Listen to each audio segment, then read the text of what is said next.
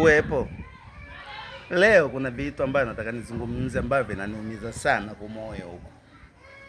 Na hivi vitu vipo kwa watu. Kuna watu wengine, yani wao wanapenda sifa, yani sifa nature, yani wanasema ni sifa ya kuzaliwa nayo. Yani kama nongwa, basi wananongwa kipaji. Kama mambo aliyefanya huyu Sadala, unajua mambo yake aliyefanya sio mambo mazuri. Yaani mimi nikaa nimemsikiliza anaongea, ukiacha habari zake kujisifia tu nanijua mimi nani, kuna kitu ambacho alikifanya ambacho mimi kimenikera. Eti mimi unavyoniona hapa, mimi sipendaki kabisa mambo ya kijinga. Mimi hapa unavyoniona hapa, mimi na mambo yangu maalum ambayo nayafanya.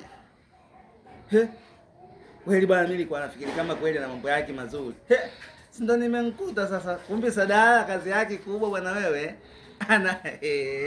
Anapewa kazi ya kulisha kuku boila yeye ndo anawekea vyakula, ndo kazi yake na anagomezwa na mimi nikuta mimi mwenyewe.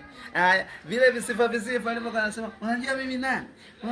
Kumbe kazi yake yeye analishia kuku vyakula. Wepo hivi vitu mimi nikasema, kwani huyu mimi mwanzo alikuwa ananichukuliaje? Mbona alikuwa ananikela kunipa mambo ya nongwa? Na nilikuwa namuogopa bwana yule wewe. Halo. Kuna vitu alo vinakela sana. Yaani Sadala wewe. Eti kidogo unajua mimi nani? Unajua mimi nani? Mimi mtu wa serikalini. Simchukue. Si uongo. Yule amepewa kazi ya kulisha kuku chakula.